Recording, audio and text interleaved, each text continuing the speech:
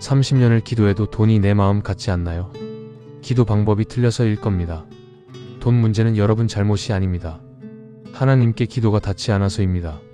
눈을 감고 딱 30분만 저와 함께 들어주세요. 그럼 시작하겠습니다. 오늘 아침 7시 30분 휴대폰에서 문자 알림이 울렸습니다. 카드 대금 납부일이 3일 남았습니다. 한숨이 나옵니다. 통장을 확인합니다. 마이너스 한도까지 28만원. 거울을 봅니다. 5년 전 산 코트를 입고 있는 나. 왜 열심히 일해도 가난할까요? 왜 11조를 들여도 통장은 비어 있을까요? 왜 기도해도 빚은 줄어들지 않을까요? 왜 하나님은 구하라 주실 것이다라고 하셨는데 아무것도 주시지 않는 것 같을까요? 세상은 말합니다. 더 벌어야 한다. 더 아껴야 한다. 재테크를 배워라. 투자를 해라. 하지만 하나님은 정반대로 말씀하십니다. 먼저 그의 나라와 그의 의를 구하라. 그리하면 이 모든 것을 너희에게 더하시리라. 정말일까요? 빚이 있어도, 월급이 적어도, 저축이 없어도 하나님의 방법으로 가난에서 벗어날 수 있을까요? 2024년 11월 한 권사님이 제게 찾아왔습니다. 이름은 박순례 권사님, 58세, 부산 사하구에 사십니다. 빚이 9,800만원. 남편은 3년 전 사업 실패 후 우울증으로 집에만 계십니다. 대학생 딸의 등록금 350만원을 마련할 방법이 없었습니다. 심지어 전세 계약 만료일이 2달 앞으로 다가왔는데 보증금을 올려달라는 집주인의 통보를 받았습니다. 목사님, 하나님이 정말 계시는 게 맞나요? 권사님의 목소리가 떨렸습니다. 22년을 교회 다녔습니다. 11조 한 번 안 빠뜨렸습니다. 새벽 기도도 나갔습니다. 그런데 왜 이 모양입니까? 저는 말씀드렸습니다. 권사님, 딱 일주일만 저를 믿고 따라해 보시겠습니까? 하나님 말씀을 붙드는 방법이 있습니다. 그런데 놀라운 일이 일어났습니다. 딱 일주일 만에 권사님 집에 변화가 시작되었습니다. 오늘 그 비밀을 여러분과 나누겠습니다. 가난이 사라지는 성경 구절 7가지입니다. 하루에 하나씩 일주일만 붙들어 보십시오. 여러분의 경제 상황이 완전히 달라질 것입니다. 첫 번째 월요일 마이너스 하나님의 소유권 선포하기 시편 24편 1절.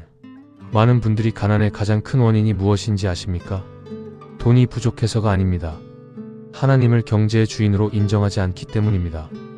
우리는 내 돈, 내 통장, 내 집이라고 말합니다. 하지만 성경은 전혀 다르게 말씀하십니다. 땅과 거기에 충만한 것과 세계와 그 가운데에 사는 자들은 다 여호와의 것이로다. 시편 24편 1절. 이 구절을 정확히 이해해야 합니다. 땅은 히브리어로 에레츠인데 이것은 단순히 흙덩어리가 아니라 모든 물질 세계를 의미합니다. 충만한 것은 멜로로 그 안에 담긴 모든 재화와 자원을 뜻합니다. 다윗이 이 시편을 쓸 때는 언약궤를 예루살렘으로 옮기는 순간이었습니다. 그는 이스라엘의 왕이었지만 진짜 왕은 하나님이시라는 것을 선포했습니다. 그렇다면 우리는 어떻게 이 말씀을 현실에 적용할까요? 매일 아침 눈을 뜨면 이렇게 고백하십시오. 하나님, 제 통장도 주님 것입니다. 제 월급도 주님 것입니다. 제 빚도 주님께서 책임지실 문제입니다. 소유권을 하나님께 넘기는 순간 놀라운 일이 일어납니다. 2024년 8월 대구 달서구에 사시는 최영자 집사님 62세의 이야기입니다. 집사님은 남편이 10년 전 돌아가신 후 혼자 편의점 아르바이트로 생계를 유지하셨습니다. 월급 185만원, 월세 45만원, 공과금 15만원, 병원비 30만원을 내고 나면 95만원으로 한 달을 살아야 했습니다. 저축은 꿈도 못 꿨습니다. 어느 날 집사님은 새벽 기도회에서 시편 24편 1절을 듣고 깊은 감동을 받으셨습니다. 그날부터 매일 아침 5시 30분 출근 전에 이렇게 기도하셨습니다. 하나님 아버지, 제 통장 잔고 37만 원도 주님 것입니다. 이 편의점도 주님께서 저를 세우신 곳입니다. 주인이신 주님께서 책임져 주십시오. 처음 3일은 아무 변화가 없었습니다. 하지만 일주일째 되던 날 편의점 사장님이 집사님을 부르셨습니다. 집사님, 일하시는 거 보니까 정말 성실하시더라고요. 다음 달부터 월급을 230만 원으로 올려드릴게요. 45만 원이 오른 것입니다. 그런데 놀라운 일은 거기서 끝나지 않았습니다. 2주 후 20년 동안 연락이 끊겼던 사촌 언니에게서 전화가 왔습니다. 영자야, 우리 아버지가 돌아가시면서 너한테 남긴 땅이 있더라. 매매가로 약 2,300만 원 정도 되는데 서류 처리하러 오겠니? 집사님은 그 자리에서 무릎을 꿇고 울었습니다. 3개월 후 집사님은 그 돈으로 월세에서 벗어나 작은 전세 집으로 이사하셨습니다. 지금도 매일 아침 시편 24편 1절을 고백하신다고 합니다. 하나님이 주인이시면 하나님이 책임지십니다. 정말입니다. 사랑하는 여러분, 지금 저와 함께 이렇게 기도해 보시겠습니까? 하나님 아버지, 제가 그동안 제 것이라고 붙들었던 모든 것을 주님께 돌려드립니다. 땅과 거기에 충만한 것이 다 주님의 것임을 고백합니다. 제 통장도 제 빚도 제 미래도 모두 주님의 것입니다. 주인 되신 주님께서 저의 경제를 책임져 주시고 인도해 주소서. 더 이상 제 힘으로 살지 않고 주님의 공급하심을 신뢰합니다. 예수님의 이름으로 기도합니다. 아멘. 이 고백을 월요일마다 하십시오. 일주일의 시작을 하나님의 주권 선포로 여십시오. 두 번째 화요일 먼저 드리는 믿음 말라기 3장 10절. 가난에서 벗어나지 못하는 두 번째 이유가 있습니다. 하나님보다 돈을 먼저 계산하기 때문입니다. 월급을 받으면 무엇을 먼저 하십니까? 대출 이자, 카드값, 월세, 공과금, 생활비를 먼저 계산하고 남으면 11조를 드리려고 합니다. 하지만 절대 남지 않습니다. 성경은 정반대 순서를 말씀하십니다. 너희의 온전한 11조를 창고에 들여 나의 집에 양식이 있게 하고 그것으로 나를 시험하여 내가 하늘 문을 열고 너희에게 복을 쌓을 곳이 없도록 붙지 아니하나 보라. 이것이 만군의 여호와의 말이니라. 말라기 3편 10절. 이 구절은 성경 전체에서 유일하게 하나님께서 나를 시험하라고 하신 말씀입니다. 말라기 선지자 시대는 이스라엘이 바벨론 포로에서 돌아와 성전을 재건했지만 경제적으로 극도로 어려운 시기였습니다. 흉년이 계속되고 메뚜기 떼가 농작물을 먹어치웠습니다. 백성들은 11조를 드릴 형편이 안 된다고 생각했습니다. 그런데 하나님은 정반대로 말씀하셨습니다. 먼저 드려라. 그러면 내가 하늘 문을 열겠다. 하늘 문을 연다는 것은 히브리어로 아르보트인데 이것은 홍수처럼 쏟아지는 축복을 의미합니다. 복을 쌓을 곳이 없도록은 단순히 많다는 뜻이 아니라 담을 그릇이 부족할 정도라는 뜻입니다. 그렇다면 우리는 어떻게 해야 할까요? 월급을 받으면 제일 먼저 계산기를 두드리기 전에 11조를 구별하십시오. 2025년 1월 서울 노원구에 사시는 김태훈 집사님 47세의 간증입니다. 집사님은 중소기업 격리로 일하시는데 월급이 세후 268만 원이었습니다. 전세 대출 이자 48만 원, 아이 둘 학원비 80만 원, 생활비 최소 100만 원이 들어갔습니다. 매달 40만 원이 부족했습니다. 결국 카드 돌려막기를 시작했고 2024년 10월에는 카드 빚이 890만 원까지 쌓였습니다. 11조는 1년 넘게 드리지 못했습니다. 여유가 생기면 몰아서 드리자고 생각했는데 여유는 절대 생기지 않았습니다. 그러던 중 2024년 11월 어느 주일 설교 말씀이 말라기 3장 10절이었습니다. 하나님을 시험하라. 집사님은 그날 밤 아내와 심각하게 대화했습니다. 여보, 우리 이번 달부터 11조 먼저 드리는 거 어때요? 이미 막다른 골목인데 하나님 방법대로 한번 해보는 거예요. 아내는 반대했습니다. 당장 다음 주에 카드값 35만 원 내야 하는데 무슨 소리예요? 하지만 집사님은 결단했습니다. 2024년 11월 25일 월급 268만 원을 받자마자 제일 먼저 11조 26만 8천 원을 교회 계좌로 이체했습니다. 남은 돈은 241만 2천 원. 처음 3일은 불안했습니다. 잘못한 건가? 카드값은 어떻게 내지? 그런데 나흘째 되는 날 회사 팀장님이 집사님을 부르셨습니다. 태훈씨, 이번 프로젝트 성과가 좋아서 성과급이 나왔어요. 세후 72만 원입니다. 집사님은 깜짝 놀랐습니다. 그 회사는 성과급을 1년에 한 번 12월에만 주는 회사였는데 갑자기 11월에 특별 성과급이 나온 것입니다. 그것도 프로젝트에 큰 기여를 하지 않았는데 팀 전체가 받게 되었다는 것이었습니다. 일주일 후 아내의 친정어머니가 전화하셨습니다. 얘야, 내가 힘들다는 소리를 들었다. 이거 적은 돈이지만 보탠다. 통장 확인해봐라. 50만 원이 입금되어 있었습니다. 2주 후에는 집사님이 5년 전 친구에게 빌려준 30만 원을 갚겠다고 연락이 왔습니다. 완전히 잊고 있었던 돈이었습니다. 한 달 만에 총 152만 원이 예상치 못한 경로로 들어왔습니다. 11조 26만 8천 원을 드렸는데 5배 이상이 돌아온 것입니다. 지금 집사님은 카드 빚을 다 갚고 매달 먼저 11조를 드리고 계십니다. 목사님, 제가 먼저 드리니까 하나님이 먼저 채워주시더라고요. 순서가 정말 중요합니다. 사랑하는 여러분, 지금 저와 함께 이렇게 기도해 보시겠습니까? 만군의 여호와 하나님 아버지, 제가 그동안 돈을 먼저 계산하고 주님을 나중에 생각했습니다. 용서해 주십시오. 오늘부터 온전한 11조를 먼저 드리겠습니다. 하늘 문을 여시고 복을 쌓을 곳이 없도록 부어주시겠다는 주님의 약속을 믿습니다. 주님을 시험하라고 하셨으니 믿음으로 순종하겠습니다. 제 경제에 하늘의 축복이 임하게 하소서. 예수님의 이름으로 기도합니다. 아멘. 화요일마다 이 말씀을 붙드십시오. 먼저 드리는 믿음이 먼저 채워지는 기적을 경험하게 될 것입니다. 세 번째 수요일 마이너스 구하는 자의 권리 마태복음 7장 7절. 가난이 지속되는 세 번째 이유가 있습니다. 하나님께 구하지 않기 때문입니다. 많은 분들이 하나님께 물질을 구하는 것은 믿음이 없는 것 같아서, 영적인 것을 구해야지 세상 것을 구하면 안 될 것 같아서 기도하지 않습니다. 하지만 예수님은 명확하게 말씀하셨습니다. 구하라 그리하면 너희에게 주실 것이요, 찾으라 그리하면 찾아낼 것이요, 문을 두드리라 그리하면 너희에게 열릴 것이니. 마태복음 7장 7절. 이 말씀은 산상수훈의 절정 부분에서 나온 말씀입니다. 예수님께서 천국의 가치와 삶의 원리를 가르치신 후 마지막에 이렇게 말씀하신 것입니다. 구하라는 헬라어 아이테오는 단순히 부탁하는 것이 아니라 자녀가 아버지께 당당하게 요청하는 것을 의미합니다. 찾으라는 제테오로 적극적으로 탐구하고 추구한다는 뜻입니다. 문을 두드리라는 크로로 계속해서 반복적으로 두드린다는 의미입니다. 세 단어 모두 현재 진행형입니다. 한 번 구하고 마는 것이 아니라 계속 구하고 계속 찾고 계속 두드리라는 것입니다. 그렇다면 우리는 무엇을 구해야 할까요? 구체적으로 구하십시오. 하나님 축복해 주세요가 아니라 하나님 이번 달 부족한 52만 원을 채워주세요 라고 구하십시오. 2024년 9월 광주 광산구에 사시는 이미경 권사님 55세의 이야기입니다.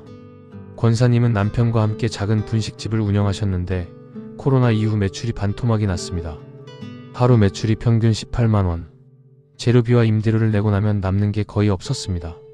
게다가 아들이 대학 입학을 앞두고 있었는데 입학금과 첫 학기 등록금 420만 원을 마련할 방법이 없었습니다. 은행 대출은 이미 한도가 꽉 찼습니다. 권사님은 절망했습니다. 하나님 왜 저만 이렇게 힘듭니까? 그러던 중 수요 예배에서 마태복음 7장 7절 말씀을 들었습니다. 그날 밤 권사님은 구체적으로 기도하기 시작했습니다. 하나님 아버지, 제게 420만 원이 필요합니다. 아들의 등록금입니다. 2월 28일까지 이 돈을 보내주십시오. 주님께서는 모든 것을 아시고 모든 것을 하실 수 있으신 분이십니다. 매일 새벽 5시 분식집 준비를 하면서 같은 기도를 반복했습니다. 처음 일주일 아무 일도 일어나지 않았습니다. 하지만 권사님은 멈추지 않았습니다. 구하라 찾으라 두드리라. 계속하라는 뜻이구나. 2주째 되던 날 오랫동안 연락이 없었던 고등학교 동창에게서 전화가 왔습니다. 미경아 너 분식집 한다며? 우리 회사 직원 단체 급식 납품할 곳 찾는데 해볼래?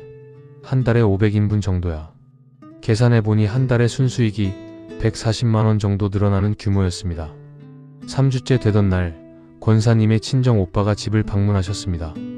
동생아, 아버지가 돌아가시기 전에 너한테 학자금으로 쓰라고 남긴 적금이 있더라. 여기 통장이야. 150만 원 들어있어. 권사님은 그 사실을 전혀 몰랐습니다. 4주째 되던 날 구청에서 연락이 왔습니다. 권사님, 소상공인 특별지원금 신청하셨죠?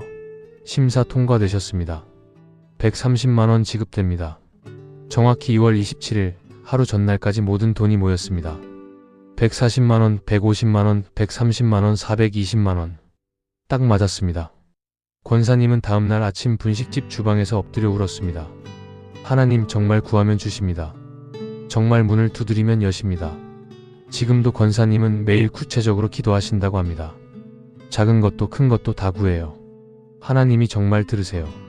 사랑하는 여러분, 지금 저와 함께 이렇게 기도해 보시겠습니까? 사랑의 하나님 아버지, 제가 그동안 막연하게만 기도했습니다. 오늘부터 구체적으로 구하겠습니다. 저는 지금 구체적 필요가 필요합니다. 주님께서 구하라 주실 것이라고 약속하셨습니다. 문을 두드리라 열어주실 것이라고 말씀하셨습니다.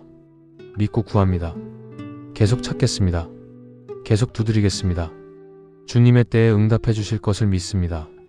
예수님의 이름으로 기도합니다. 아멘. 수요일마다 이 말씀을 붙들고 구체적으로 구하십시오. 응답의 하나님을 만나게 될 것입니다. 네 번째 목요일 마이너스 염려를 내려놓는 자유 마태복음 6장 25-26절. 가난에서 벗어나지 못하는 네 번째 이유가 있습니다. 염려가 믿음을 잡아먹기 때문입니다. 이번 달 월세는 어떻게 내지? 아이 학원비는? 병원비는? 내년에는 어떻게 살지? 염려가 쌓이면 기도할 힘도 없어집니다. 예수님은 우리에게 놀라운 말씀을 주셨습니다. 그러므로 내가 너희에게 이르노니 목숨을 위하여 무엇을 먹을까? 무엇을 마실까? 몸을 위하여 무엇을 입을까? 염려하지 말라. 목숨이 음식보다 중하지 아니하며 몸이 의복보다 중하지 아니하냐. 공중의 새를 보라. 심지도 않고 거두지도 않고 창고에 모아들이지도 아니하되 너희 하늘 아버지께서 기르시나니 너희는 이것들보다 귀하지 아니하냐. 마태복음 6장 25-26절. 이 말씀은 산상수훈의 핵심 중 하나입니다. 예수님께서 제자들에게 천국의 가치관을 가르치시면서 염려의 무용함을 설명하신 것입니다. 염려하지 말라는 헬라어 메림 나오는 마음이 찢어지다는 뜻입니다. 염려는 우리 마음을 산산조각 냅니다. 예수님은 새를 예로 드셨습니다. 새는 내일을 위해 곡식을 쌓아두지 않습니다. 하지만 하나님이 매일 먹을 것을 주십니다. 하물며 하나님의 자녀인 우리를 어찌 버려두시겠느냐는 것입니다. 그렇다면 우리는 어떻게 염려를 내려놓을 수 있을까요? 매일 아침 이렇게 선포하십시오. 오늘 하루는 하나님께서 책임지십니다. 내일 일은 내일 염려할 것입니다. 2024년 12월 대전 유성구에 사시는 정수진 집사님 51세의 이야기입니다. 집사님은 남편이 교통사고로 장애를 입은 후 혼자 가족을 책임지게 되었습니다. 고등학생 아들, 중학생 딸, 거동이 불편한 남편. 집사님은 마트 계산원으로 일하시며 월 220만 원을 버셨습니다. 남편 치료비만 한 달에 80만 원이 들어갔습니다. 매일 밤 잠들기 전에 계산기를 두드렸습니다. 이번 달은 15만 원 부족, 다음 달은 남편 보조기구 사야 해서 50만 원 부족, 재수 입시 학원비는 어떻게 하지? 염려가 너무 많아서 불면증이 생겼습니다. 약을 먹어도 잠이 오지 않았습니다. 어느 날 새벽 3시 잠을 못 이루고 성경을 펼쳤는데 마태복음 6장 25-26절이 눈에 들어왔습니다. 공중의 새를 보라. 너희 하늘 아버지께서 기르시나니. 그 순간 눈물이 쏟아졌습니다. 하나님, 제가 염려로 하나님을 못 믿는 사람이 되었습니다. 용서하세요. 그날부터 집사님은 매일 아침 출근 전에 이렇게 기도했습니다. 하나님 아버지, 오늘 하루를 주님께 맡깁니다. 제가 염려할 것이 아니라 주님이 책임지실 일입니다. 처음 며칠은 습관처럼 염려가 올라왔습니다. 하지만 그때마다 오늘 하루만이라고 되뇌었습니다. 일주일이 지나자 신기한 일이 일어났습니다. 밤에 잠이 왔습니다. 2주가 지나자 불안감이 줄어들었습니다. 3주째 되던 날 마트 점장님이 집사님을 부르셨습니다. 집사님, 일하시는 거 보니까 책임감이 대단하시더라고요. 파트장으로 승진하실래요? 월급이 280만 원으로 오릅니다. 60만 원이 오른 것입니다. 한 달 후 남편의 장애 등급 재판정이 나왔는데 등급이 올라가서 정부 지원금이 월 35만 원에서 58만 원으로 늘어났습니다. 2개월 후 아들의 담임 선생님이 전화하셨습니다. 어머님, 수진이가 성적이 우수해서 학교장 추천 장학생으로 선발되었습니다. 입시 학원비 전액 지원됩니다. 집사님은 그 전화를 받고 화장실에 들어가 엉엉 울었습니다. 염려를 내려놓고 하나님을 신뢰한 지 3개월 만에 모든 경제 문제가 해결된 것입니다. 지금도 집사님은 매일 아침 이렇게 고백하신다고 합니다. 오늘 하루는 하나님이 책임지십니다. 저는 염려하지 않습니다. 사랑하는 여러분, 지금 저와 함께 이렇게 기도해 보시겠습니까? 하늘 아버지, 제가 그동안 너무 많이 염려했습니다. 염려가 제 믿음을 잡아먹었습니다. 오늘부터 모든 염려를 주님께 맡깁니다. 공중의 새도 기르시는 주님께서 저를 어찌 버려두시겠습니까? 주님은 제가 무엇이 필요한지 이미 다 아십니다. 오늘 하루만 살겠습니다. 내일 일은 내일 염려하겠습니다. 평안을 주소서. 예수님의 이름으로 기도합니다. 아멘. 목요일마다 이 말씀을 붙들고 염려를 내려놓으십시오. 하나님의 평안과 공급을 경험하게 될 것입니다. 5번째 금요일 -2라는 손에 주시는 복. 잠언 10장 4절. 가난에서 벗어나지 못하는 5번째 이유가 있습니다. 기도만 하고 일하지 않기 때문입니다. 어떤 분들은 하나님이 공급하시니까 기도만 하면 되는 거 아닌가요? 라고 생각합니다. 하지만 성경은 분명히 말씀하십니다. 손을 게으르게 놀리는 자는 가난하게 되고 손이 부지런한 자는 부하게 되느니라. 잠언 10장 4절. 이 말씀은 솔로몬이 기록한 잠언입니다. 솔로몬은 이스라엘 역사상 가장 지혜롭고 부유한 왕이었습니다. 그가 부자가 된 것은 하나님의 축복이었지만 동시에 그는 엄청나게 부지런한 사람이었습니다. 성전을 짓고 궁전을 짓고 무역을 하고 외교를 했습니다. 손을 게으르게 놀린다는 히브리어 표현은 단순히 손을 쉬는 것이 아니라 해야 할 일을 회피한다는 뜻입니다. 반대로 손이 부지런하다는 것은 최선을 다해 일한다는 의미입니다. 기도는 하나님께 의지하는 것이고 일은 하나님께서 주신 기회를 붙드는 것입니다. 둘 다 필요합니다. 그렇다면 우리는 어떻게 해야 할까요? 하나님께 기도하면서 동시에 눈앞에 주어진 일에 최선을 다하십시오. 아무리 작은 일이라도 성실하게 하십시오. 2024년 10월 울산 남구에 사시는 강민호 집사님 43세의 이야기입니다. 집사님은 2년 전 직장에서 정리해고를 당했습니다. 15년을 다닌 회사였는데 구조조정으로 하루아침에 일자리를 잃었습니다. 나이 40대 초반, 경력은 있지만 재취업은 쉽지 않았습니다. 서류만 80군데 넘게 냈지만 면접 기회조차 얻기 어려웠습니다. 1년 반 동안 백수로 지내면서 퇴직금과 실업급여로 근근히 버텼습니다. 기도는 매일 했습니다. 하나님, 좋은 직장 주세요. 연봉 4천만 원만 되면 감사하겠습니다. 하지만 아무 응답이 없는 것 같았습니다. 어느 날 아내가 조심스럽게 말했습니다. 여보, 일단 아무 일이라도 하면서 계속 구직 활동하는 게 어때요? 동네 치킨집에서 배달 알바 구한다던데. 집사님은 자존심이 상했습니다. 내가 15년 경력의 관리직인데 치킨 배달을 하라고? 하지만 통장 잔고 38만 원을 보고 결단했습니다. 하나님, 제가 교만했습니다.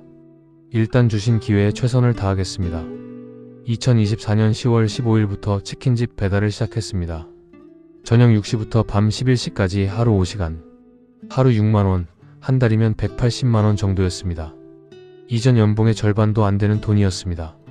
하지만 집사님은 최선을 다했습니다. 비가 오나 눈이 오나 정확한 시간에 배달했습니다. 고객들에게 항상 밝게 인사했습니다. 치킨 상자를 깔끔하게 정리해서 전달했습니다.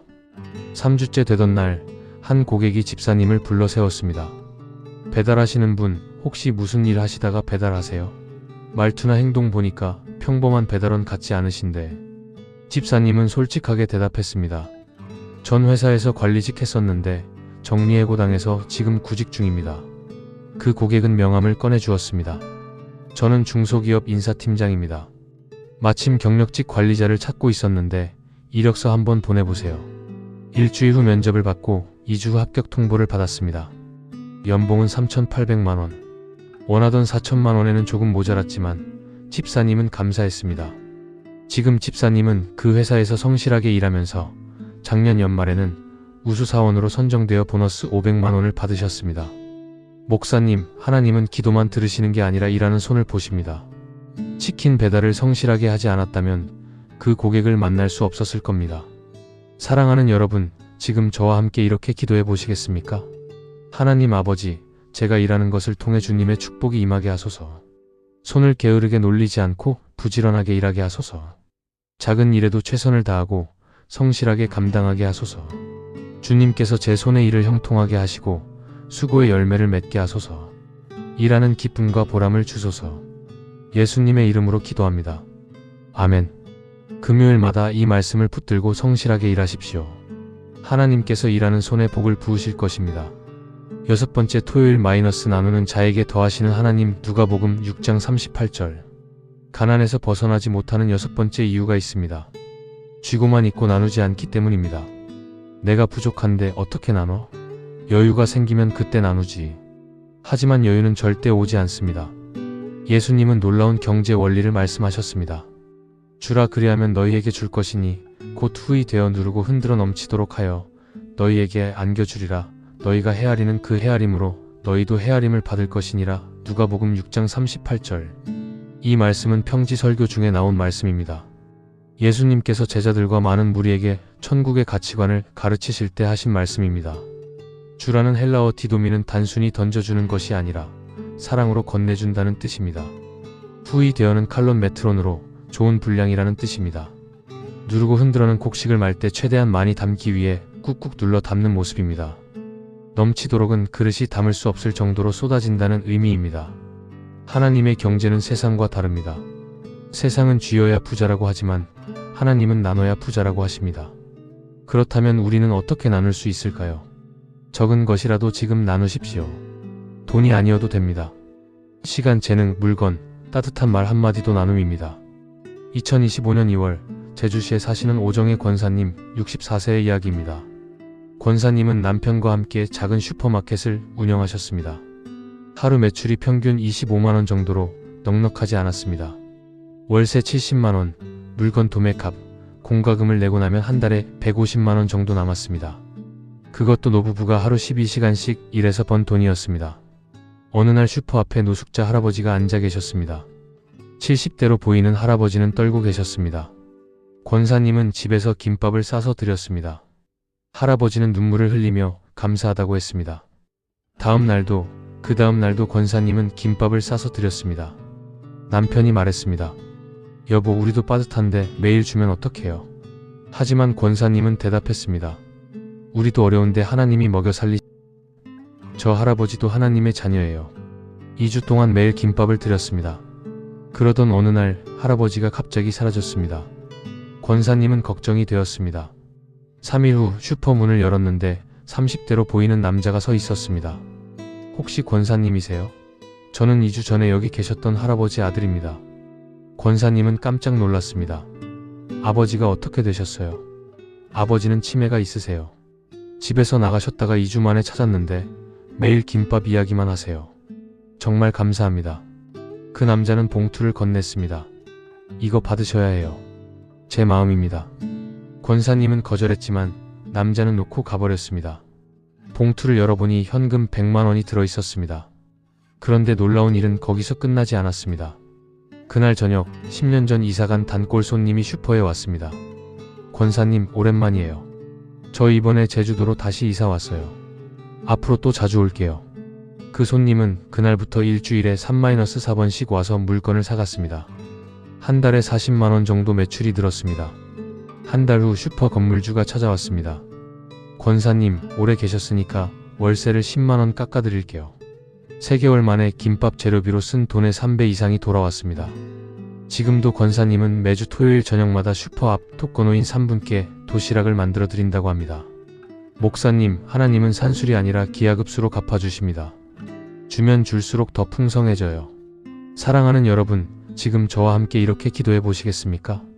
사랑의 하나님 아버지, 제가 그동안 주기만 하고 나누지 않았습니다. 용서해 주십시오. 오늘부터 나누는 삶을 살겠습니다. 적은 것이라도 작은 것이라도 기쁨으로 나누겠습니다. 주님께서 후히 되어 누르고 흔들어 넘치도록 부어주시겠다는 약속을 믿습니다. 나누는 기쁨과 받는 축복을 경험하게 하소서. 예수님의 이름으로 기도합니다. 아멘. 토요일마다 이 말씀을 붙들고 나누는 삶을 사십시오. 하나님께서 넘치도록 부어주실 것입니다. 7번째 일요일 하나님 나라를 먼저 구하는 삶 마태복음 6장 33절. 마지막 7번째 가장 중요한 이유입니다. 가난이 지속되는 이유는 우선순위가 잘못되었기 때문입니다. 돈을 먼저 구하고 세상을 먼저 구하고 나를 먼저 구합니다. 하나님은 나중입니다. 하지만 예수님은 분명하게 말씀하셨습니다. 그런즉 너희는 먼저 그의 나라와 그의 의를 구하라. 그리하면 이 모든 것을 너희에게 더하시리라. 마태복음 6장 33절. 이 말씀은 산상수훈의 결론입니다. 예수님께서 염려하지 말라고 하신 후 대안을 제시하신 것입니다. 먼저는 헬라어 프로톤으로 시간상으로도 먼저, 중요도에서도 먼저라는 뜻입니다. 그의 나라는 하나님의 주권과 통치를 의미합니다. 그의 의는 하나님과의 올바른 관계를 뜻합니다. 더하시리라는 프로스티데미로 위에 계속 쌓아 올린다는 의미입니다. 하나님 나라를 먼저 구하면 나머지 모든 것은 덤으로 주신다는 약속입니다. 그렇다면 우리는 어떻게 하나님 나라를 먼저 구할까요? 매일 아침 이렇게 결단하십시오. 오늘 하루 하나님 나라가 첫 번째입니다. 돈은 두 번째입니다. 2024년 12월 안산시 단원구에 사시는 한재석 집사님 49세의 이야기입니다. 집사님은 자동차 부품 공장에서 일하시는데 3교대 근무였습니다. 월급은 세후 315만원으로 나쁘지 않았지만 빚이 4,200만원 있었습니다. 전 직장에서 사업을 했다가 실패한 빚이었습니다. 매달 이자와 원금 상환으로 130만원이 나갔습니다. 남은 돈으로 생활하려니 항상 빠듯했습니다. 빚을 빨리 갚기 위해 주일에도 특근을 나갔습니다. 특근 수당이 하루 12만원이었기 때문입니다. 한 달에 주일이 4번이니까 48만원을 더 벌 수 있었습니다. 6개월 동안 주일 예배를 한 번도 빠지지 않고 특근을 나갔습니다. 그런데 이상했습니다. 돈은 더 많이 버는데 빚은 줄지 않았습니다. 오히려 자꾸 예상치 못한 지출이 생겼습니다. 차 수리비 85만원, 아내 병원비 40만원, 냉장고 고장 60만원. 7개월째 되던 어느 토요일 밤 집사님은 무릎을 꿇었습니다. 하나님, 제가 잘못했습니다. 돈을 먼저 구했습니다. 주님보다 12만원이 더 중요했습니다. 그날 밤 결단했습니다. 내일부터 주일은 특근 안 하겠습니다. 하나님 나라를 먼저 구하겠습니다. 2024년 12월 첫째 주일 6개월 만에 예배에 참석했습니다. 설교 말씀이 마태복음 6장 33절이었습니다. 집사님은 울었습니다. 하나님께서 저를 기다리고 계셨구나. 그 다음 주 월요일 공장장이 집사님을 불렀습니다. 재석씨, 그동안 성실하게 일한 거 잘 알아요. 다음 달부터 조장으로 승진합니다. 월급이 370만원으로 오릅니다. 55만원이 오른 것입니다. 주일 특근 4번 했을 때보다 7만원 더 많았습니다. 그것도 주일마다 쉬면서 받는 월급이었습니다. 2주 후 은행에서 연락이 왔습니다. 집사님, 대출 금리 인하 대상자로 선정되셨습니다. 연 6.5%에서 4.2%로 낮춰드립니다. 한 달 이자가 15만원 줄었습니다. 한 달 후 시어머니가 갑자기 돈을 주셨습니다.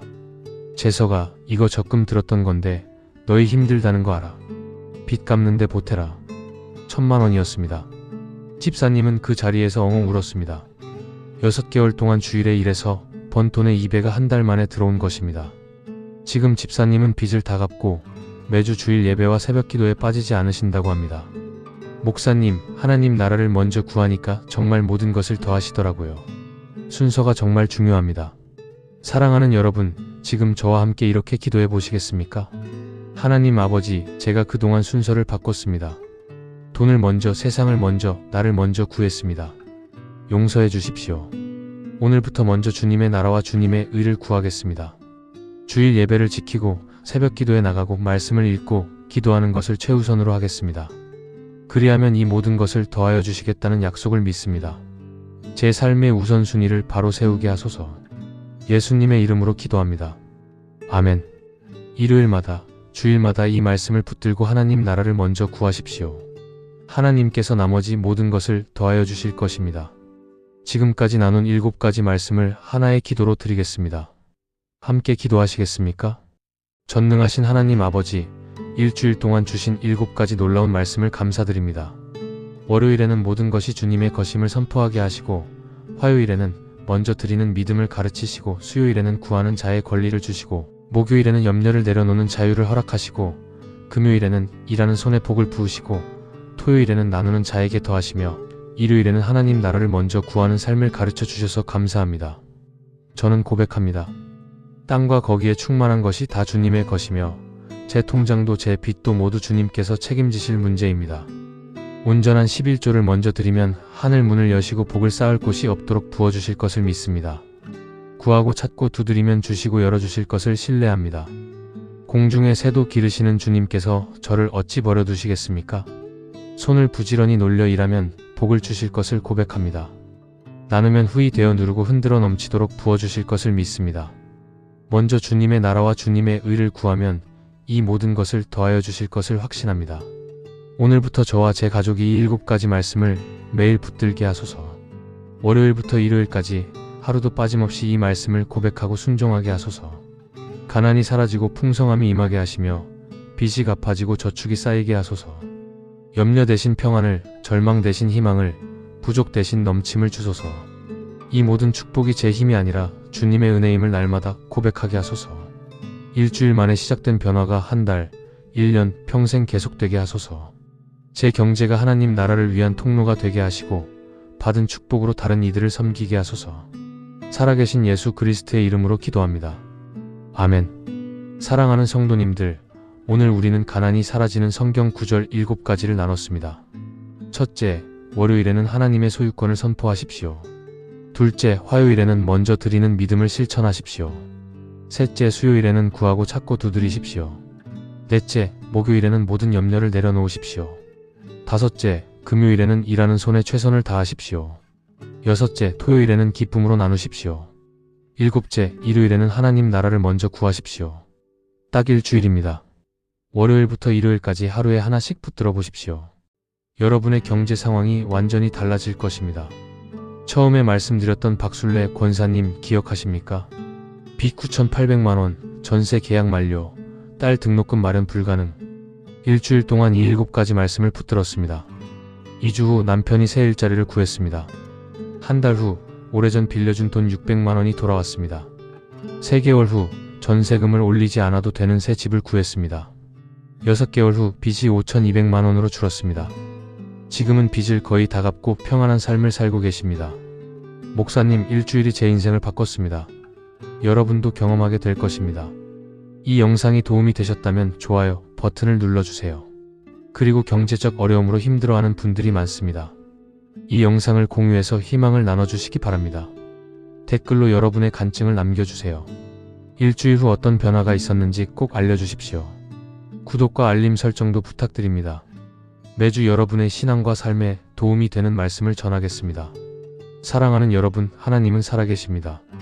하나님의 말씀은 지금도 역사합니다. 여러분의 가난이 사라지고 풍성함이 임하고 평안이 찾아오기를 주님의 이름으로 축복합니다. 일주일 후에 다시 만나겠습니다. 하나님의 은혜가 여러분과 여러분의 가정에 충만하기를 기도합니다. 감사합니다.